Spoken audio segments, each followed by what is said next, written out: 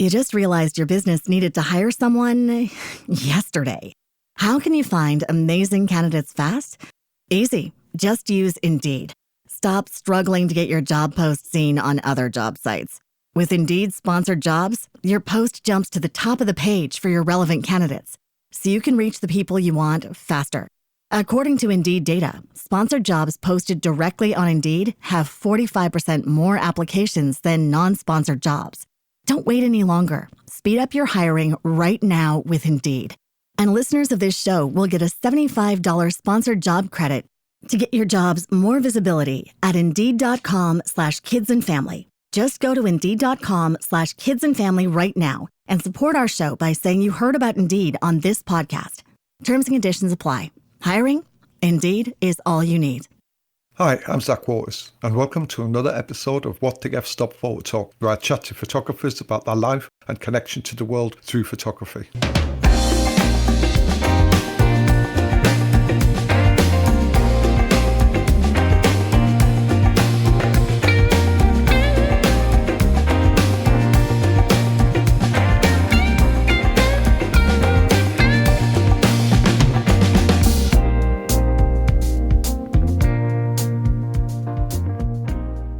Ian Berry is a British photojournalist born in Preston, Lancashire in England in 1934. He spent much of his youth in the north of England before moving to South Africa in 1952 at the age of 18. It was there that he began his photographic career.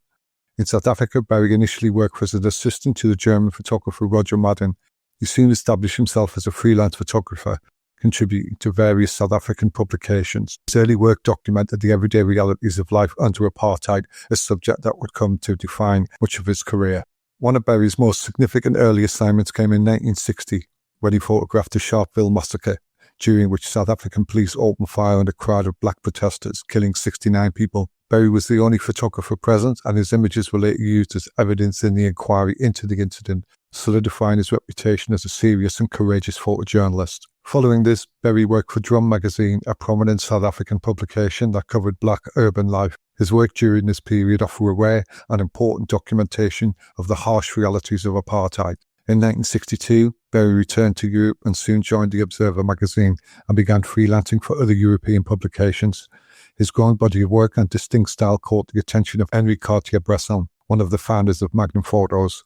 At Cartier-Bresson's invitation, Berry joined Magnum in 1962, becoming an associate member and was granted full membership in 1967. During his time at Magnum, Berry travelled extensively, covering major social and political events around the world. His assignments took him to regions such as the Soviet Union, China, Vietnam, Israel, Ireland, and the United States.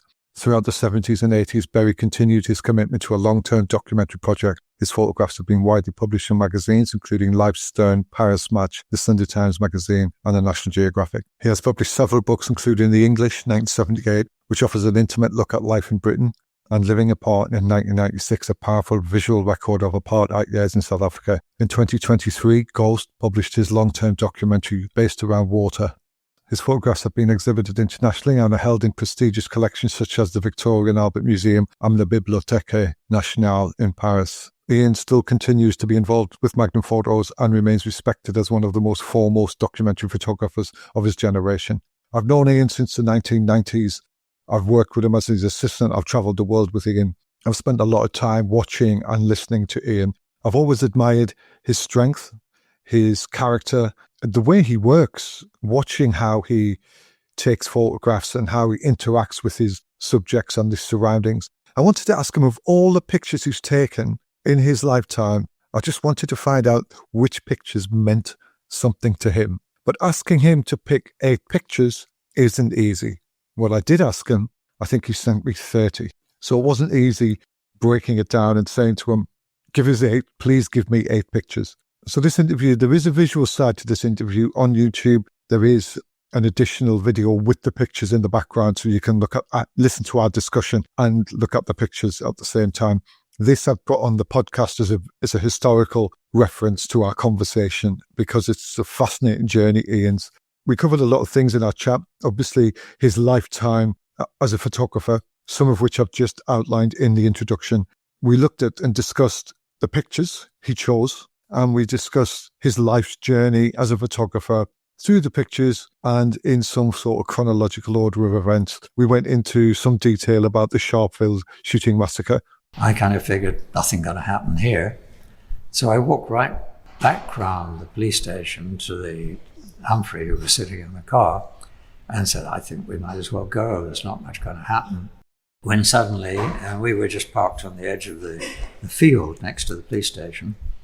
Suddenly the shooting started, and at first I thought either they were firing blanks or they were just shooting over their heads, because I hadn't seen any reason for them to be shooting people. We also talked about his chat with Cartier-Bresson on taking pictures. From one conversation I had with Cartier-Bresson, he was a bit of an Anglophile, and we got on personally very well. And we were walking through Paris one day, I can't remember where we were going somewhere, and we were talking about, and first of all he told me I was walking too quickly. He said, you've got to walk slowly because people will, if you're going quickly and you suddenly stop, people catch that out of the corner of your eye. And that was my kind of first lesson. And then casually he said, look, if you shoot one great picture a year, you're lucky. And I kind of thought, smarty pants, I can walk around the block and shoot a great picture, you know. But of course, in retrospect, what he said was absolutely true. We also discussed how different people in different countries react to him taking pictures. Because in England, people tended to ignore you. When you were, they were not aggressive towards you. Yeah. If you were shooting in France, people were okay, but they'd come up and they want to know what sort of camera you were using and what sort of film you were. They wanted to talk to you. If you're in Germany, they would kind of look around and think, were you from the Stasi? Yeah. Or in Italy, they'd throw back their jackets and bare their chests and shout at you. You will hear noises in the background. We were in the library area at Magnum Photos in London. We couldn't get a secluded or quiet place, so we just went with it. So it's a little bit boomy in parts. It is a sort of public area where we were. So there were people walking in and walking out as we were chatting. Anyway, the day came. I went to see him and I asked him what he was up to. It all started in South Africa for you, didn't it? Okay. It did really, yeah. I mean, I think photographers depend on their luck, and I was really lucky in that although I went and I got a job working for the Sunday Times group in South Africa, but I heard that a guy called Tom Hopkinson, who'd been editor of Picture Post in this country, was coming out to edit a black magazine. And I thought this is a great opportunity to learn something about magazine photography as opposed to newspaper photography.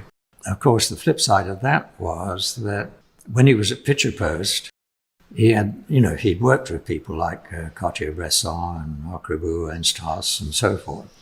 And he knew Magnum. So when the magazine sort of lost its appeal for both of us after a while, he kind of introduced me to Magnum.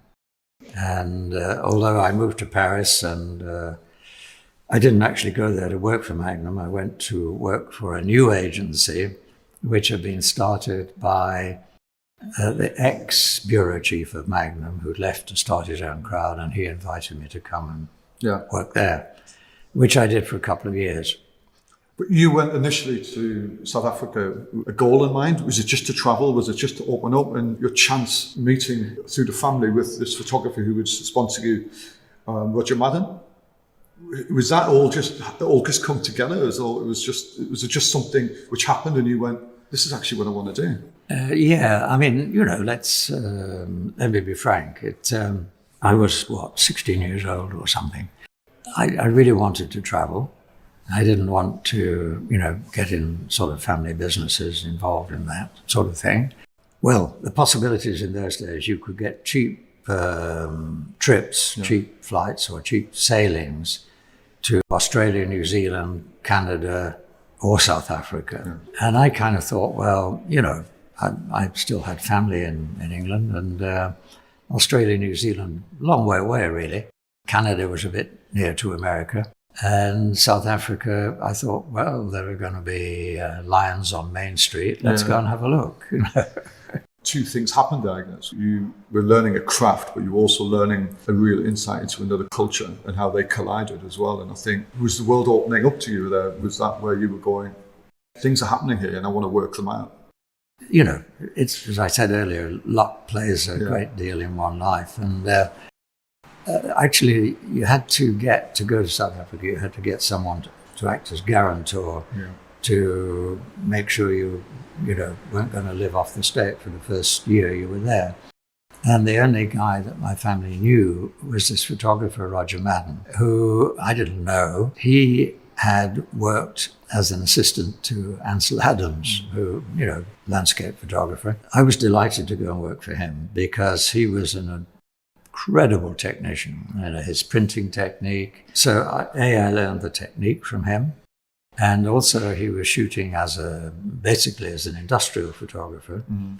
And in those days, everything was lit. So I learned how to light, which is not something I'd ever even thought about before, After the year, I knew I didn't want to go on being an industrial photographer. And I met this German photographer, a guy called Jürgen Sharpeville. We got chatting. He was working for this African magazine that Hopkinson came out to edit. He'd been offered a job on a newspaper, a Sunday newspaper for Africans. And he asked me if I was interested, and I thought, new experience. I mean, the curious thing as a young white, you lived in South Africa, and there was no crossover of the cultures, I mean, I didn't know any Africans really, personally or socially. And this seemed like a great opportunity to learn something about the country. Mm. So I went to work for that. It lasted a year, and probably because of my photography, it went broke. That's when I got onto the Sunday Times group and subsequently Drum magazine with Tom Hopkinson. With the Sharpeville shootings, were you working for the Times group then when you did the Sharpeville? No, I was actually working for Drum. Yeah. And it happened at a time when I had a weekend off. And Tom called me and asked me if I'd come in because the other photographer on the magazine, Peter Magabane, was an African, and he'd already gone out on something else, which was too far from Sharpeville. So he called me up and said, would you go and have a look? We don't know what... I mean, at that time, one guy had been shot, and that was the sum of it. So I whipped out there, and, half the world's press were there, all the agencies and guys from Time Life. But nothing was really happening. Anyway, I got there. The guy who'd been shot had long since moved, and we were all standing outside the township because in the same way that an African in a white area had to have a pass to be there, a white had to have a pass to go into an African township. Yeah. And none of us, of course, had a pass. And we were standing around, and the army, quasi-police army guys turned up, headed into the township. So we thought, well, let's have a look. And everybody, about a dozen cars, I guess, we jumped in and followed these guys in. Anyway, we'd only gone a few hundred yards when the guy in charge came back and said, look, you don't have a permit. Get out of here or I'm going to arrest you. So all but 3 cars left. We went on a bit further and the guy stopped again and said, this is the last warning. Out of here or you're arrested. So 2 of the cars left and we were the only car. So we had a slightly better, feeling and an idea of the whole scene. So we followed them in, and I got Humphrey, who was a sub-editor on the magazine, to go around and park behind the police station. I walked around, chatted to the guys who were standing around. They were friendly enough to me. Although, I have to say I was an obvious foreigner, always. If you're as weedy as I am and not a rugby front row forward and had hair a bit longer than... There wasn't much love between the press and the Afrikaans at the time? No, not at all. Anyway, the Africans were quite happy to talk to me, and I stood around for a bit, took a few pictures, and I kind of figured nothing going to happen here. So I walked right back round the police station to the Humphrey, who was sitting in the car, and said, I think we might as well go. There's not much going to happen. When suddenly, we were just parked on the edge of the field next to the police station. Suddenly the shooting started, and at first I thought either they were firing blanks or they were just shooting over the heads, because I hadn't seen any reason for them to be shooting people. And it was only when people started to fall around me that I realized they weren't blanks. So I had two Leicas with me, and one with a 35, one with a 50, which was the extent of my equipment in those days. I immediately ran out of film on the 50, went on shooting on the 35, and I just photographed people running towards me. As photography, no great pictures. I mean, the only odd thing was one of the guys running towards me had his jacket held up over his head. He seemed to think it would protect him from the bullets. And then, of course, afterwards, the body's lying around. At that point, I thought we better go, because I'd been offered to be shot before by the police. And I thought, I'm the only witness standing in the field. Yeah. And we pushed off. We didn't know our way out of the township, actually. Yeah. We were a bit nervous to ask, but we stopped and asked some Africans, and they couldn't have been more friendly. They directed us out, and we left. And that was it. And so the only good thing to come out of it, it's ironic, or it's odd to call it a good thing, was, but the police then arrested all the wounded people who had been shot in the back, running away. They made accusations. They charged the people with an affray. On two occasions, they didn't exactly tell the truth. Nearly everybody was shot in the back. They were running away. The police said they hadn't been... They'd only fired once. Well, in fact, they'd fired twice, and I had pictures of them reloading. You went to court with all this, didn't you? So I went to court, and, let's face it, those were the times in South Africa when to be white was everything. They believed me because I was the only white witness. All the people who'd been charged were dismissed. At least it was a small contribution. Yeah. I mean, I think through living apart, you can see your association with the Black African community. You can see it. It's just there. We'll come back to that, but without sounding, in a way, making it true, did everything of 60 with Sharpeville come to a head with you because you left South Africa officially as your residence in 61, didn't you? You came back to Paris, England? To Paris, yeah. Yeah, to Paris. Was that just because you needed to focus your career on something else? And obviously your journey in Africa had just begun, really, hadn't it, in terms of the documentary side and what you were about to pursue. So you went to Paris, and then you became the observer photographer, didn't you? You were the observer photographer for quite a long time. You joined Magnum, and then you were... Yeah, I worked out of Paris for a while, and I had a couple of really good years running around the world. Yeah. What I didn't realize is I'm a guy who's never had an idea in his head. But the guy in charge of this new agency, a guy called Michel Chevalier, was a brilliant editor. And he was just pointing me everywhere where things were about to happen. So I had a couple of great years running around the world. Yeah. And then I got a call from Magnum.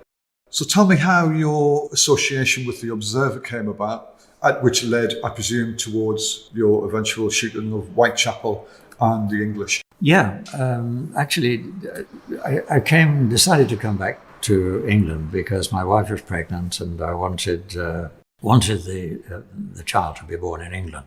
And I had a friend on the Observer newspaper, a guy called Bryn Campbell. He was very kind to me. He sort of tipped me off that the paper was about to start a magazine and arranged for me to go in and meet the editor-to-be of the magazine. So I went, chatted to him, they offered me the job. Actually, it wasn't quite that simple because I was still a member of Magnum, but they offered me 100 days a year contract. And in the contract, I kept the copyright, and Magnum syndicated whatever I shot, which kind of worked very well. So actually I spent 5 years with that contract. And it only folded when they decided, as magazines do, that they wanted to syndicate the material themselves, and they wanted copyright. So that was me out of the door. Yeah. But it was a good time. And in that period, it evolved Whitechapel, which was another early project, and then did that lead on to the English? Yeah, I mean, well, what happened was initially, the first thing that happened, I was getting a lot of stuff published. I still probably had more covers on the Observer than anybody else. And the Arts Council decided to give a photographer the first photographic grant. And luckily they gave it to me. And then shortly after that, the Whitechapel Gallery approached me because they had never had a photographic exhibition, and their art exhibitions drew people from the West End, as it were, but didn't bring in local people. And they thought a photographic exhibition might do that. So at the same time of doing the 100 days for the Observer and so on, I had time to run around the country shooting the English. And I think I'd proposed that to the Arts Council. And so it was something I had to do to justify the... You're sort of looking at now at certain class divides yourself, I presume, because Britain was quite strict, wasn't it, in terms of split, in terms of very obvious class. It was a good time, and I was happy to run around. I probably didn't spend as long as I should have done on the book, but it was done in between the Observer and shooting in Whitechapel. Yeah. I would like, in retrospect, to have spent longer on it. I was keen to do it because Robert Frank had brought out The Americans, the book on the Americans. I mean, this is early days of photographic books, you know. I mean, Cartier-Bresson and Ernst Haas and so on, Eugene Smith were... There was a lot happening then, wasn't there? There was Frank, there was Minamata, with Smith. And I can see that in your work a lot as well. I can see there was influences there with Eugene Smith, especially. Well, I thought it was a good opportunity to look at the English because I felt Frank's book, I mean, Frank is a damn good photographer. Yeah. But considering the things you can do in America, you know, the access to places you can have, you know, prisons, hospitals, no matter where in America. In this country, you couldn't. I felt that he had not... It hadn't been a totally fair portrayal of America. It was a bit of a jukebox America, if you like. And I understand it because he'd shot it on road trips with writers. And, you know, if you're on a road trip, you spend your time in cafes and what have you. And you don't sort of dig into prisons and so on. Yeah. Well, that brings us to the first shot from my neck of the woods. Can you tell us about the shot in County Down? Yeah, well, you know, I went to Durham and I really had no contacts. And I was just walking around on the street and I went to have a look at the cathedral and so on. And the light was interesting. It was that sort of low, late afternoon light. I saw these three guys coming towards me. I mean, obviously ex-miners, or more than likely ex-miners, all wearing their traditional caps, which were worn in those days. And I was able to grab a shot of them going past with the silhouette of the cathedral and so on in the background. And it kind of worked quite well for me. And it was one of the pictures that I still like the most in the book. It's got a certain poetry to it, doesn't it? There's a rhythm to it and a feel to it. And it was very typical of the time. It really, for me, encompassed, you know, what was then sort of fading modern Britain, changing modern Britain, together with historic Britain. And what was it, 35 mil, 28 mil? I'm probably a 35. And I sort of acquired another Leica, and I shot principally with 28, 35 and 50. Yeah. My 50 was my long lens. Yeah. And you expose, it was quite a fast shutter speed as well, because you're exposing for the light, aren't you, really? Yeah. And I don't know. It was a good time to shoot because in England, people tended to ignore you when you were, they were not aggressive towards you. Yeah. If you were shooting in France, people were okay, but they'd come up and they want to know what sort of camera you were using and what sort of film they wanted to talk to you. If you're in Germany, they would kind of look around and think, were you from the Stasi? Yeah. Or in Italy, they'd throw back their jackets and bare their chests and shout at you in a good way. But the English tended to ignore you, so you could get away with a lot. It's changed a lot. It's changed enormously. And what film were you using now? This was Ilford. I don't know what we were at then, HP3, HP4, early days. There was a time in Africa when I shot Tri-X because I think for some reason Ilford were not. A lot of British companies pulled out of South Africa, but Kodak didn't. And you could always get Tri-X. Yeah. But when I came back to England, I started using Ilford. Yeah. I don't know why, but I liked the film. It had a quality to it. It was a bit more grainy, but it had a quality that I liked. Yeah. There's a rhythm to the shot, and I'd like to see what was there before and after and how you sort of saw that. Well, you know what it is. If you're doing, say you're shooting for a travel magazine or if you're shooting for yourself, there are two things. Either you see something very quickly and you grab it and try and make a shape out of it with whatever's around, or you have an interesting background which you like to include and you wait for interesting people to go by. And I suspect the latter was the case here, that I was probably waiting and I probably shot other people going by, but shape's an interesting way of looking at it, isn't it? Yeah. It's all shapes, isn't it? Absolutely. I mean, it's great to have content and it's great to have the moment, but you've got to make a shape out of it. Yeah. Otherwise, you're just a snapper, really. Yeah. So this is our second shot. It is in South Korea. And I'm not that familiar with this shot, but what is interesting, and I've been around you quite a lot, it's colour. I remember when you were talking to me a long time ago saying, I love colour neg. I love shooting a colour neg. Because I remember you went to China or something, you were taking colour neg with you. And you said, I can just do black and white, I can do colour. How do you see that now in terms of, you're shooting digital now, I presume, a lot? Yeah, indeed. You've got that option, haven't you? Yeah. This is colour. Do you like the fact that you can do that now? I mean, how would you like to see the shot in colour or black and white? I have it in colour, and it's fine. But I'm a black and white photographer that shoots colour because I spent years after The Observer. I spent 5 years shooting for Geo, the German travel magazine, shooting cities and God knows what, and all colour, obviously. If you're shooting for a magazine like that, you shoot colour and you think about the colour. But at the back of my mind, I'm always thinking, how would this be in black and white?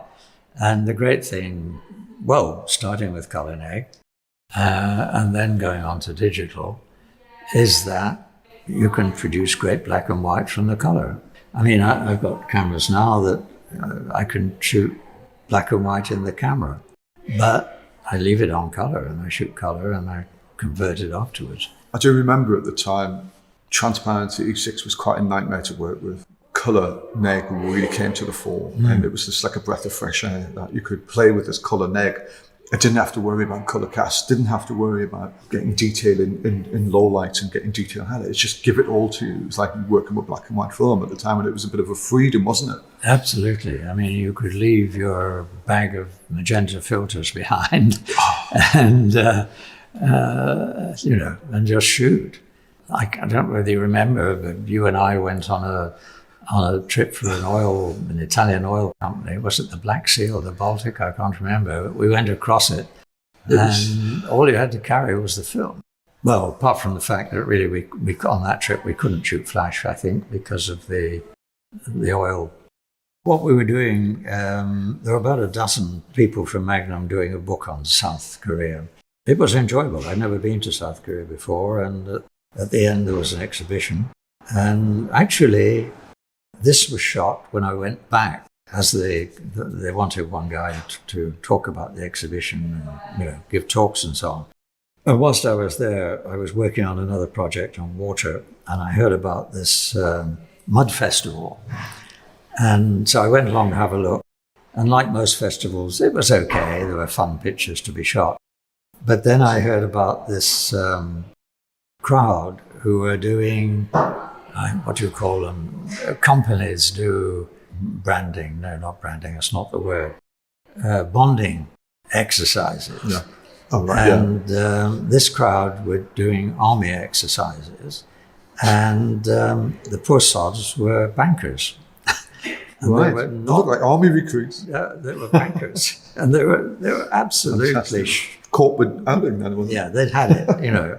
And I understand it, because even you couldn't stand still, because if you stood still, you couldn't get your feet out of the mud. What brings you to this shot? Because it's such a surprising shot. Watching these guys, and I have a few other really nice pictures of this crowd looking really miserable. I go for this picture. It's not actually the strongest picture, but it's the shape that I like. Is that why you put it in your top 8? Yeah. This is the shapes It's the again. shape of it. Wow, okay. And you still have the feeling, because this person is absolutely knackered and, well, they all are, but they just stopped. Yeah. And I was ploughing around. You could hardly move, you know, so moving around so slowly.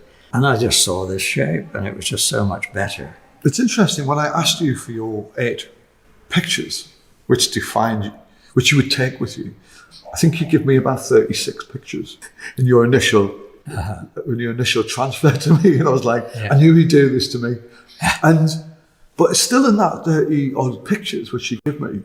There was a few pictures like in South Africa, which is the doctor treating the lady on the ground, in the floor. That's just like, that reminded me of Eugene Smith. That sort of feel. And the young boys on the whites only beach, they weren't even in there. And I was like, wow. I thought that was really interesting, because we all perceive these iconic shots with you. We all see them and think, that's Ian Berry.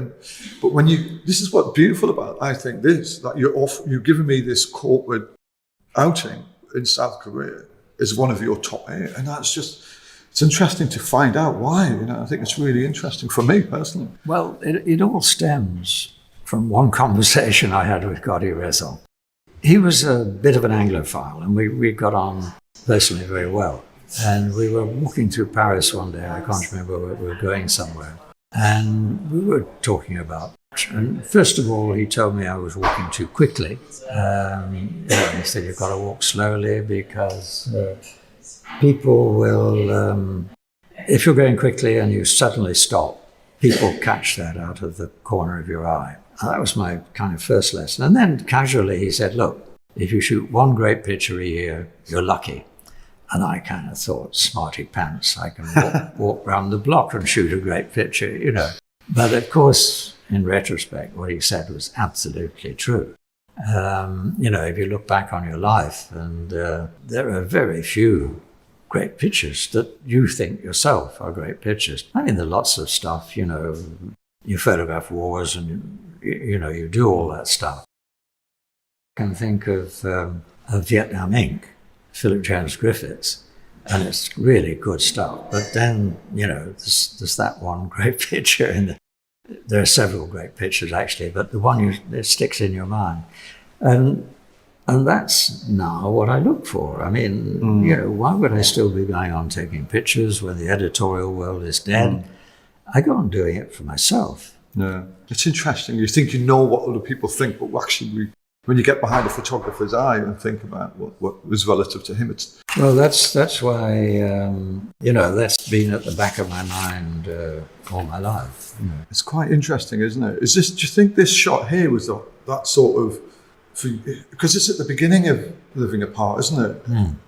And Living Apart at the beginning really is about the divide, isn't it? I mean, it's about... You've actually almost turned it around, and you've made the white Afrikaners look a bit primitive. For me, this is my perspective.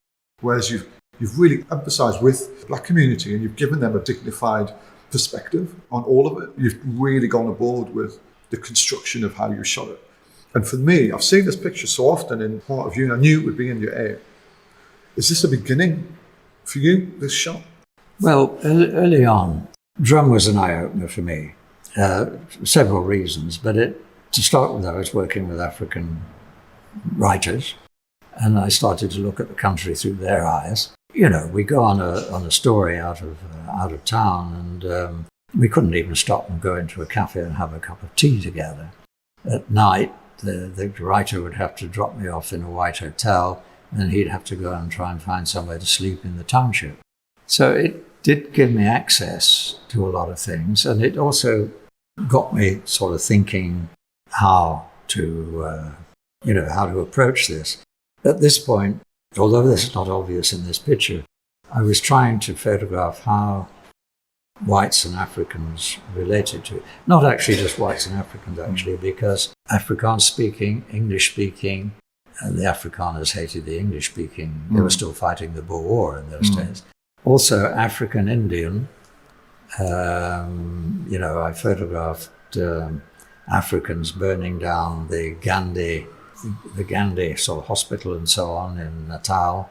The coloured people were more scared of the Africans when it was obvious that the change was coming, that they tended to vote for the whites. But you could have done it a different way as well. The way you've gone in on it was really interesting. Then. Well, you go around as a photographer and you look. And I heard about this cafe where actually some really good African musicians were playing. And I thought, I'll go and have a look. And I walked in the door and I had a 35 around my neck. I didn't want to be too obvious, and I always under my coat. And as I walked in, I saw this guy in the corner and I thought, I'll go and talk to him. And then as that passed through my mind, there was the jukebox and this gesture. And I just picked up the camera and that was it. I don't know what I was shooting at, maybe a 20th wide open or something. Decisive moment, really. I was 35. It's just the moment. What do you think it sums up, this picture? Well, it sums up a lot of, urban Africans. There's no difference between urban Africans and urban whites, except how they lived at that time in the township. So when for the first time we heard that actually whites were coming to listen to the music, massacre, people like that. I mean, really now top musicians, you know. And I kind of thought, I'll go and see what I could do. Yeah. And so I went, and that was the first shot I took. I was still standing in the doorway.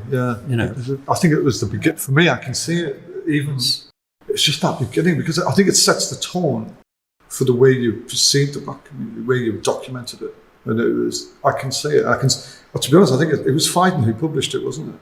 Yeah. I think it's one of the best books I've ever published, because Living Apart is such a historical document. Then we've got the Mandela, and he was a lawyer, wasn't he? You've got the charting Mandela, and you've got charting how there was total divide. And it ends with the coming together and the unity, doesn't it? It ends with give the black community a stronger platform than your pictures, I think.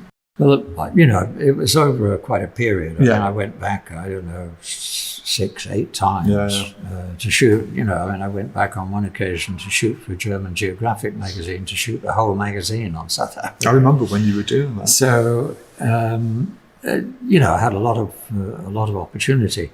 But the difficult thing, what I had in my mind was blacks and whites did not meet socially. I mean, you had a few liberal whites. There was a Liberal Party who would, but essentially there was no cross communication. And so on the street was the only way you could do it. And that was always grab a moment, when it was just a sour look from a white to an African, or just grab the moment, I went to a wine tasting in Paarl. The coloured, as opposed to African, the mixed race people who work in the vineyards, they came in to the wine tasting, which of course was whites, with boxes of bottles of wine on their shoulders, just to catch the moment of the guy carrying the box, looking at the whites and seeing what he was thinking. But visually you could see. And I have to say, they took the boxes into the tent, and every 3 boxes they brought in, one went behind the tent. And by the end of the day, everybody was motherless, sort of white-collared, that was it, looking for that sort of moment. Yeah. Which is, I guess, could take us on to another bar. Yeah, I shot these cities for Geo magazine, and then sometime afterwards, Stern magazine, the news magazine, they occasionally run a separate folio, if you like, in the back of the magazine, and they do a city. And they asked me to do Berlin, which I love to do, and it's one of my favorite stories, actually. Yeah. I look back on, Magnum are doing a book on street photography, and they want me to do Whitechapel, and it's 100 years ago, Yeah. But Berlin was relatively recent, and it was great. East Berlin, much more exciting than West Berlin. West Berlin more exciting architecturally, but all the old stuff was in East Berlin. And I was walking down the street at night, and I heard this guy singing. It was summer, and I thought, let's go in and have a look. So I went in, sat myself down, and it was a piano bar. And I saw this guy who was great value, and I liked the woman in the hat, and I started to shoot them, and it was okay. I got a few pictures, but it didn't really come together. When I relaxed a bit, I saw these notes on the pillar in the background, and I figured if I could tie them together, it would make a decent shape out of the whole thing, and make it work better than just the pianist and the woman. And you were on Leica there. I suppose having a rangefinder helps you see all this as well, doesn't it? Yeah.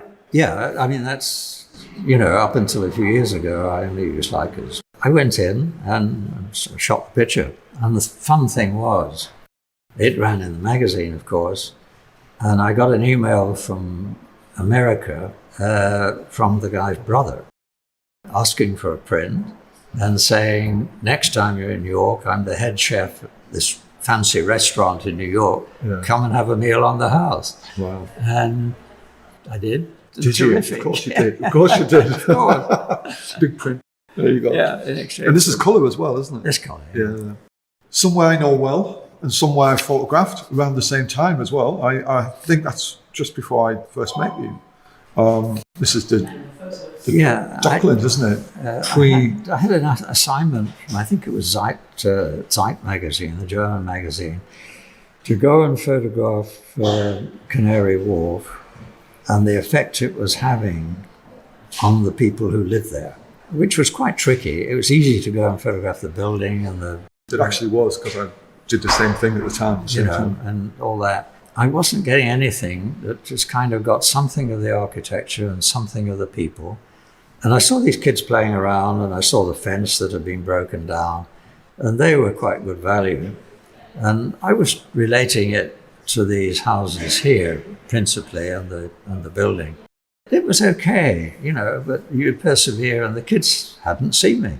I was in the middle of a scrapyard, more or less, And then these other 2 kids came along and started to shout at them. And then there was this gesture, which... Again, it's the coming together of something. Put it all together, Do you think it was an interesting time to photograph then? And there was a lot of transitions going on with communities at the time. And in putting this was another one of them pictures which I thought, it's interesting that he's put this in. Do you think it was because they are difficult shots to get, and they are it's not an easy place to sort of get the decisive moment, and elements like this all coming together? Is that why, which led you to bring it into this age? Because it's it was a little bit of an achievement as well, wasn't it? Well, it was, in that, I've always been sensitive to race relations ever since leaving Africa. Yeah. And, I saw this white kid and the black kid playing together absolutely normally. They were so involved in it. The kid had an ice cream.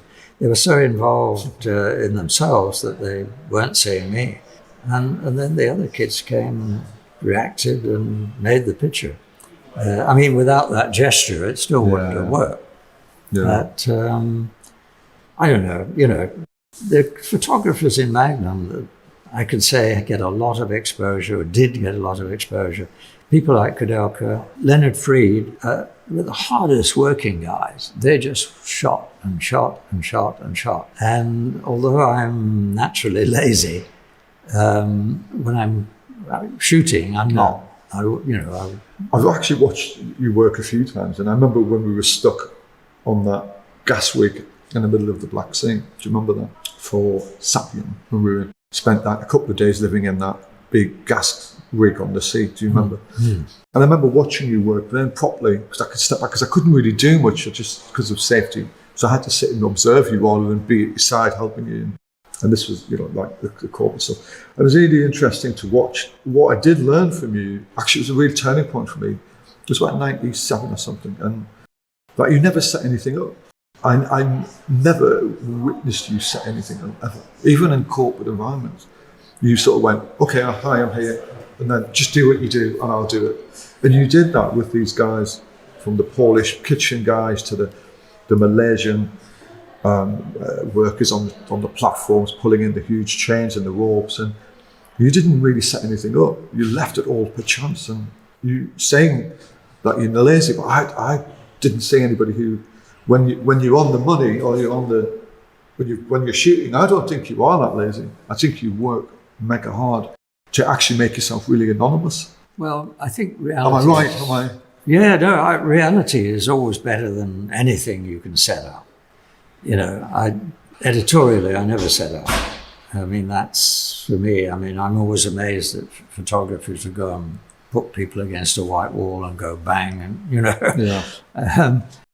because life is so much more interesting. Yeah. And if you can capture a bit of reality, I think it's. You don't really interfere with it, do you? You sort of step back, and you like that sort of. You like that secretive sort of, like almost invisible cloak, isn't it? Like you've got. Well, I try to be, and a lot of it is from Cartier-Bresson's move slowly, wear soft shoes.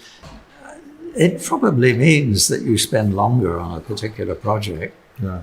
But hopefully in the end it's worth it. I'm not an illustrator. Yeah. We've got photographers here in Magnum who are illustrators, and they're great at what they do. But that's not my thing. Another interesting shot. Well, this is a classic. Liverpool, 1984. Yeah. I was working for a German magazine. Since I left The Observer, I hardly worked in England. I was working for a German magazine.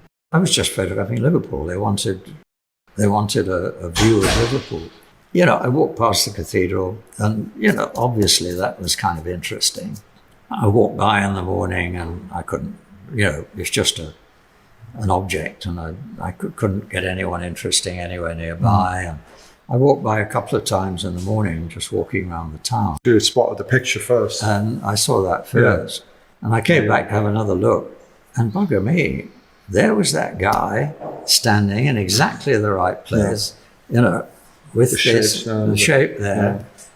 It is segmented. I couldn't. Also, the bit where the concrete pillar or something there, and you got just sort of in frame. I couldn't have set it up. Black and white.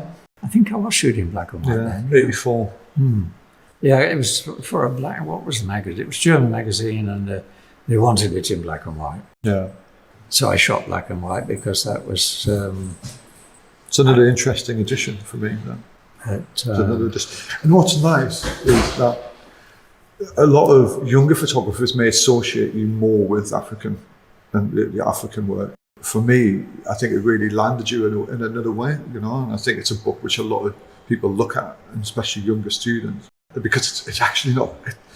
It wasn't that long ago, because it's quite current in a sense. And I think what's nice about putting this in is finding out a little bit behind pictures, which I never really associated you with, like I said before. And I find it really interesting how you've travelled all over the world, shooting all over the place, and you're picking that shot of Liverpool, and it means a lot to listen to what you're saying about that, and it's really interesting. I think I spent a week, and I got 3 pictures out of it for myself. One picture of a demo going past the city hall, and one of the black guys in the demo gestured you know, and a picture, they were trying to show something of the awful modern architecture that was in Liverpool, modern then, with the traditional. And I had a shot of a couple of young kids, 7 or 8, puffing away on cigarettes at the head of the stairs, and this terrible old building, and then the pillared classic building in the back. It was worth doing. Yeah. It was it's a good trip. No, absolutely. Except I'm really thankful it's in there, because it's nice finding out more about you, really. Right. So this leads us into 1969 in South Rhodesia, Southern Rhodesia. It's actually it's actually in I can't remember the name of the place. It's right on the South African border. Right. I was walking around shooting. I saw this African kid and looking a little bit dispirited, and with the white kid asleep in the back of the car. And I thought, who leaves their kid with an African kid in an open car on the street? Yeah.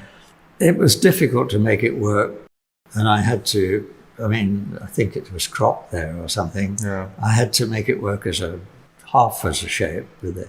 This is more a moment for me. Yeah. Just to say, we're looking at the colour and the black and white at the same time here, but Ian's chosen the black and white version. We've got the colour one next to us. The tradition, the picture that during the elections that brought Mandela to power, I went to the Telegraph magazine, and on the cover they used an African nanny, a woman, with a white kid who looked about 14 or 15, maybe a bit less. Well, usually in South Africa, white people had African nannies to look after their kids. But usually when the kid was 4 or 5, that was more or less it. Yeah. But it was unusual in the picture at that time. You've got the Orange Free State picture of 94, haven't you? Which was that vertical shot of the nanny and the young white kid as well, haven't you? Which is... It's kind of was always interesting to look at, but this was my really early days. I guess I was a kid myself when I took this, more or less, in photographic terms. Did you jump in on that? Did you see it and just go boom? Or did you work it a little bit? Or? No, it was one shot. I presume you shot it in colour then. Is this coloured? Is this not coloured afterwards, or this is how? No, I shot it in colour. What do you prefer? What does it? We're looking at the colour in the black and white. Well, I don't like that cropped. I can see why it's done. Yeah, of course. It's cropped on the front of the Observer supplement. But I still think I prefer it in black and white. But how does the black and white work for you in relation to the colour shot? Oh, it works much better. Yeah. You're not drawn to the colour of the headscarf, or what you get is what you see is what you get immediately. You're not drawn to the colour at all. What about the skin colour as well? I think it gives you a bit more of an equal level playing field. It makes you actually work into the little white kid, whereas in this colour shot, you predominantly see obviously the scarf relationship is obviously black and white straight away because of the colour influence, isn't it? Yeah, that's true. They really do work differently together. Yeah, that's true. I thought it might be a cut from the full frame. The thing is that we're just looking through there it is there. I've got the full frame version. Yeah, so the colour didn't detract too much. That's slightly cropped. It's a beautiful colour of that car. It's beautiful. But if that, had been green, it would have screwed it completely. And that's always the risk. It's a lovely argument to have. What is, looking at this shot and looking at it in colour and black and white. Yeah, some people would prefer the colour. Well, of course, the other thing was I was doing a black and white book. Yeah. So it was a bit of a no-brainer. Why is it important to you, this shot? Because in a way, it's what started me off really thinking about race relations. Did you see South Africa in a different light when you were living away from there and had to come back? Do you think it shed a different sort of approach onto the way you operated there? Well, things changed. I had a friend who was actually an Estonian photographer, but living in South Africa. And we got on quite well. He was, I think, working for Sigma in Paris. And you know how it is, often it's better to share a car or what have you. We ran around quite a lot. And actually, cynically, he spoke Afrikaans, which I don't. And I obviously look a Brit. So, he got me into things like the ultra-right wing, doing arms practices and stuff, which I would never have got into by myself, And this was the run-up to the election. Yeah. And we ran around, and it worked better for him if I was in English-speaking situations, because he obviously had a South African accent. But we ran around all over the country, and I followed Botha, and my memory for names now, but what's his name, the AWB, the leader of the AWB, the ultra right-wing guy. Clark? No. Anyway, it doesn't matter. But I was able to go to his meetings, and it's actually where I shot the picture of the African nanny. We went around and we shot a lot of stuff. I shot a lot of stuff on Mandela. But my press pass, I think, was 360 something, and I was there a fortnight before the election. There were a lot of people photographing him, and most of the events were in football stadiums. And in those days, maybe still now, the football stadiums had wire netting separating the audience, the spectators, from the game. And he walked around in there talking and waving to the crowd. But you were shooting like this with the camera above your head, and you'd shoot him and 100 photographers behind who were rushing to catch up, and you'd shoot and you'd rush and catch up. And it really didn't work, But we were traveling to, he was going to a university in a town. We were traveling ahead of him to get there before. And we went through this town, and I saw this poster. And all the kids climbing, waiting to see him go through. And I kind of thought, that's going to be much more interesting. You work with verticals quite well, don't you? I shoot a lot of verticals. Always have done. Is there a reason? No, not consciously. I don't know why. Well, it kind of works, and somehow for me it was more symbolic than... I did get one occasion, because I'd met him before, when he was much younger. Yes, well, you photographed him quite a bit in the 60s. And so, because I'd followed him around a bit, and he was good to talk to and helpful, and I got him one thing where he went to visit a sick wife of an ex-leader of the PAC, which was the competing political party. So it was very generous of him to go and see this woman. And so I was the only photographer. So I got some quite good stuff. And he went around hospitals, and I photographed him. So I had a lot of stuff. But somehow, even with him not there, this was more symbolic for me, and worked better. And actually, as a picture, it sells all the time, The last time I went back, I went again, for a French magazine. I went up to photograph the farmers just below the border with Zim, and Afrikaans farmers. By a sheer stroke of good luck, I had a friend in South Africa. I'd emailed him and said, look, I'm coming out for a prime match, I think it was. I'm coming out for this French magazine. Could you introduce me to the Farmers Union, who might put me in touch with a farmer with whom I could stay? So he contacted the Farmers Union, and he told them this guy was coming from this French magazine. And so when I arrived, they thought I was French, which was a big plus. They were really nice to me, and they introduced me to this farmer with whom I stayed. And it was embarrassing because he thought I was French. Yeah. And he kept telling me, you know, your English is pretty good.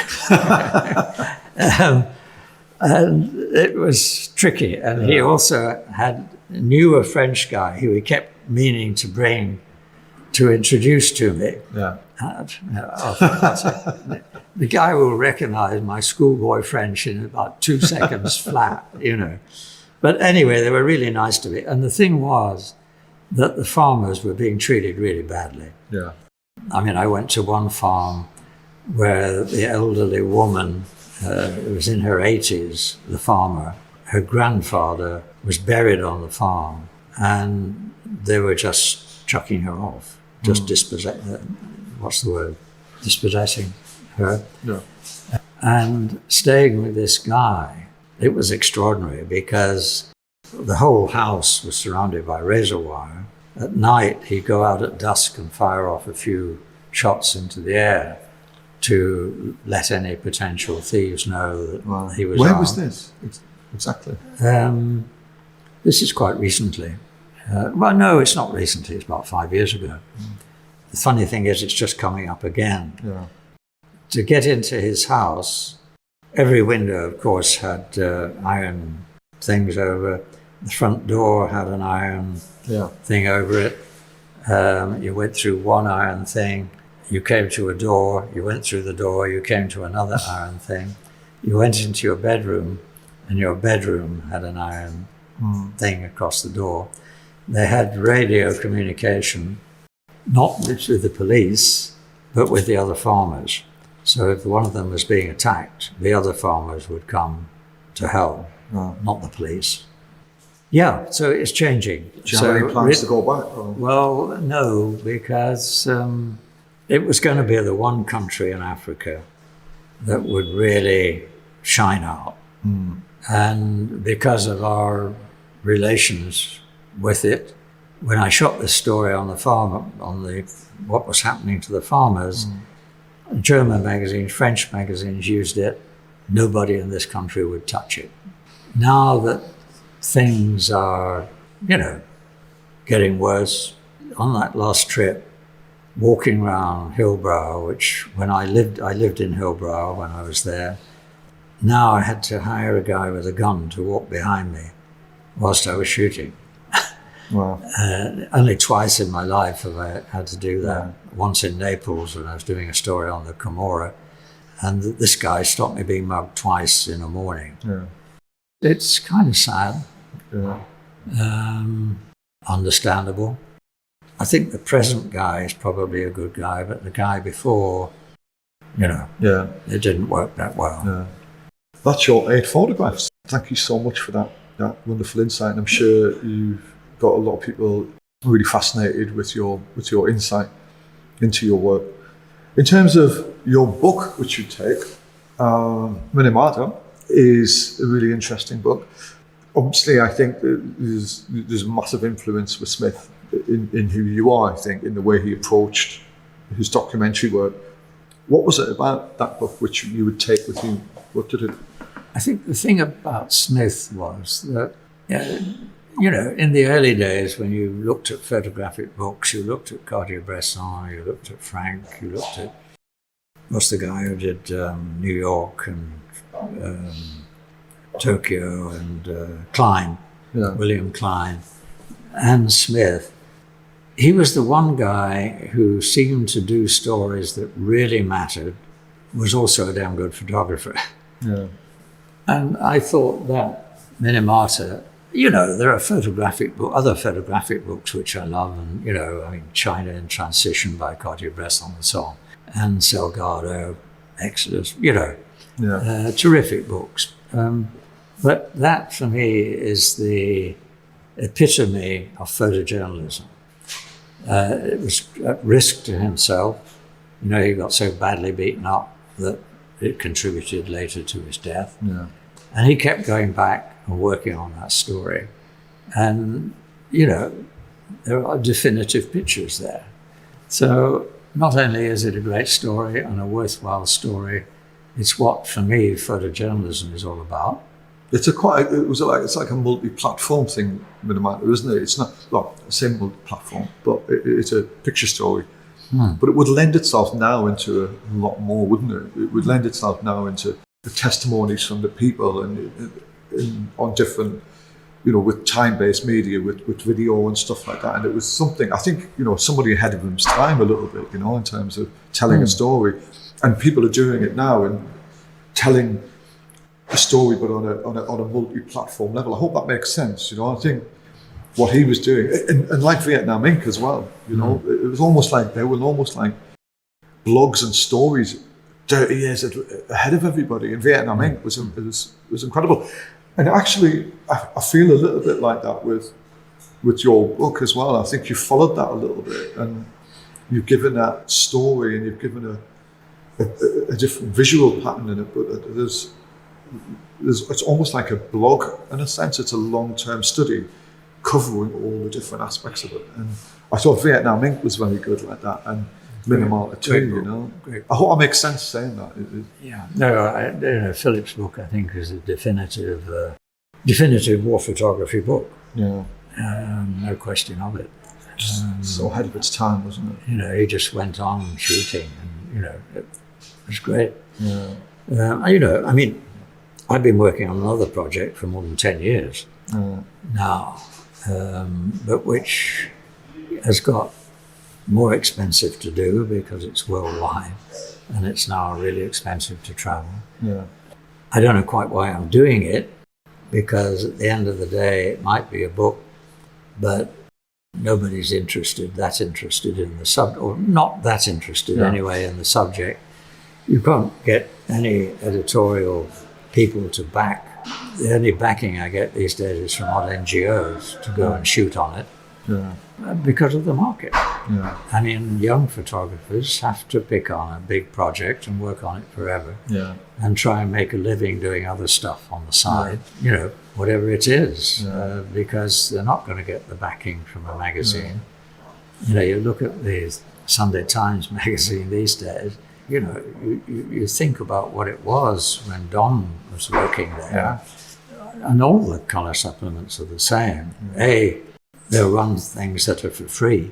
They'll run things to publicise a book. They'll run sort of portraits which can be shot in half a day, but they won't assign anyone to go out and really shoot something, spend time on it. There's hardly anybody left, actually. So young photographers, I feel sorry for them. You know, I've been lucky all my life. Lucky because there was a market. You know, when I was doing Africa, the bureau chief in Magnum would go to Paris Match and say, you know, Ian Berry wants to go and do this in South Africa. And the guy would say, well, it might be interesting for us. We'll give him a couple of thousand for the first look. So your expenses were covered. Now, if you go to Match and say, that sounds interesting, let's have a look when he comes back. You know, they're not going to put any money up front. Massive shift, hasn't it? It's just, I don't know how young photographers do it. I really don't. In terms of that camera which you would take with you and that brick of film, what would be your film and what would be your camera and lens you would take with you, have by your side? Well, I'd take digital. Would you? I knew you'd say that. And I'd take a computer. And I'd take a lot of large memory cards, and I'd shoot it. Are you in love with digital now? Is it that something? Yeah. I mean, I would take I've got in my bag there, I've got a Pan F Olympus camera, which is like a Leica.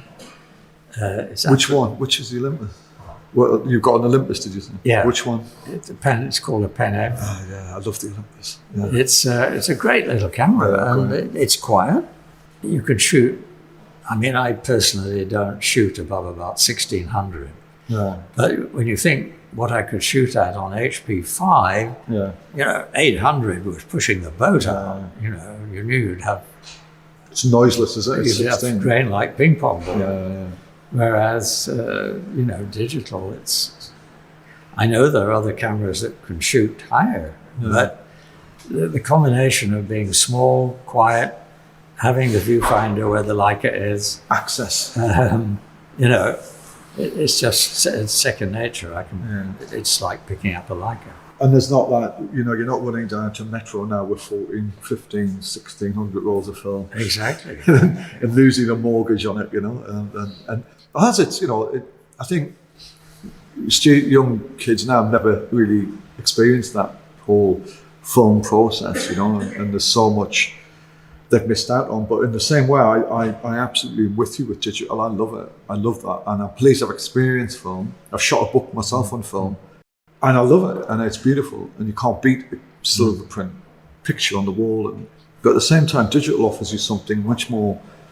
It's different, isn't it? It's there. It's personal. You can keep it. You can look at it, and it is. But there is one big downside. It used to be at Magnum, even here, that everybody's contact sheets were kept here. And when I lived in Paris, I could go into Paris at night, into the office, Magnum office, and I could look at the contact sheets. And that taught me how people looked, how people thought. That's exactly what I meant. I could see how the mind was and how the thing. Young photographers can't do that anymore. So you get crap like that on the wall, which... I'm not pointing to whatever it was. It's meaningless, you know. Absolutely meaningless. You know, they can't see what's gone before. All they can do is look at the present magazines, and the magazines in this country are not that great. They're aimed at students for the most part.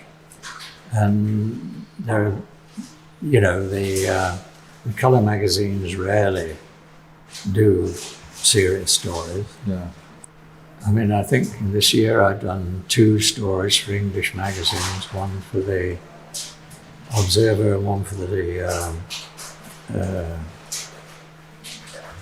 Telegraph magazine.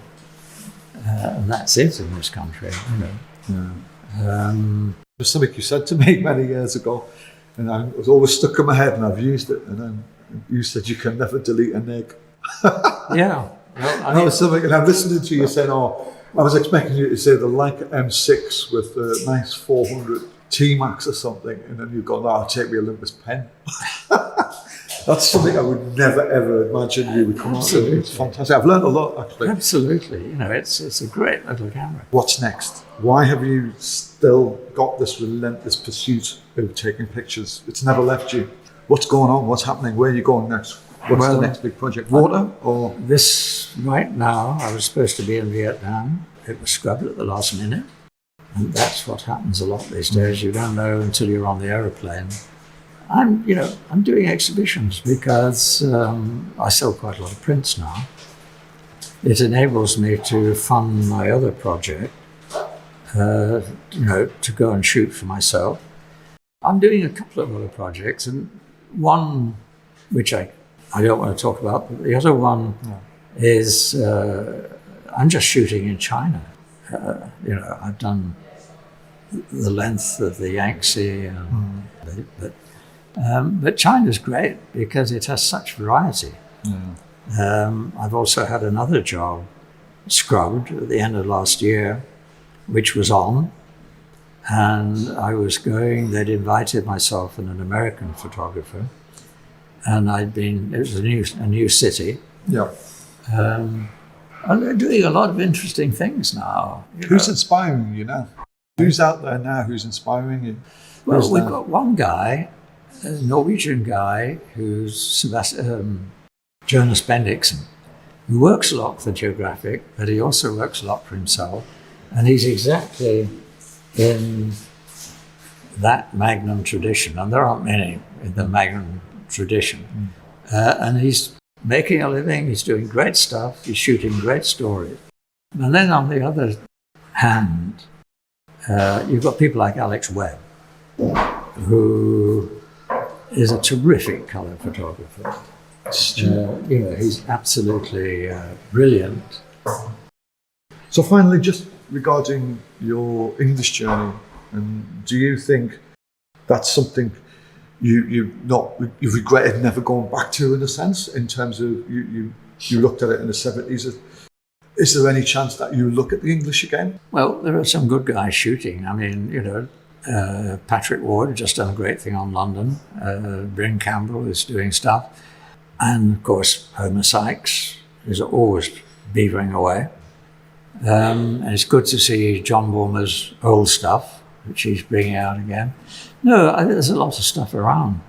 But there are still photographers out there that make you take another look and think about where you're going. That's what I was thinking. I mean, this guy, Russian guy, member of Magnum, Georgy Pinkashov, just sees light in a way that I would never see it.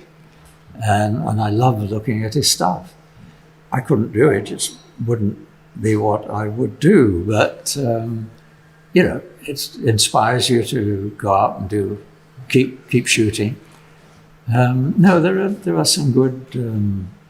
Most of the young photographers are good. Work out of Paris, where there's still an atmosphere in the Paris office of Magnum. In the tradition of Magnum, doesn't exist here. No, there are still good photographers around.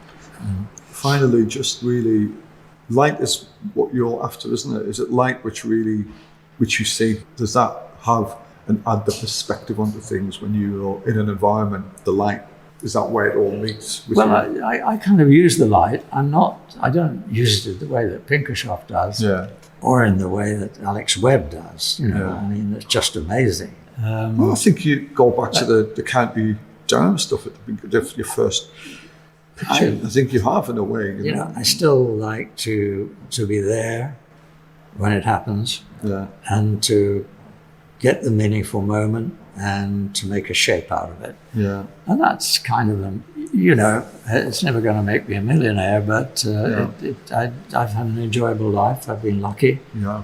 I've lived through. You've worked hard for it, though. I've lived through the good times. Yeah. There aren't good times now, I don't think, in my kind of, or in the Magnum way of working. If there is a Magnum way of working, we all work differently, but I mean, with the same end thinking. Yeah. Well, now I'm going to cast you away, and I hope the light's good for you with your massive hard drive and your Olympus pen and your pictures and your Minamata book, and I hope you have a wonderful stay. I'm not sure how long you're going to last. I'm a rotten swimmer. It's been a total pleasure, absolute pleasure, and you've influenced me for a long time, and it's been wonderful getting a chance to sit down with you eventually to sort of listen to you talk about your life and your work and get an insight into how you've done things. Enjoy your stay on the island, and I'd like to see the exhibition of it. All the best.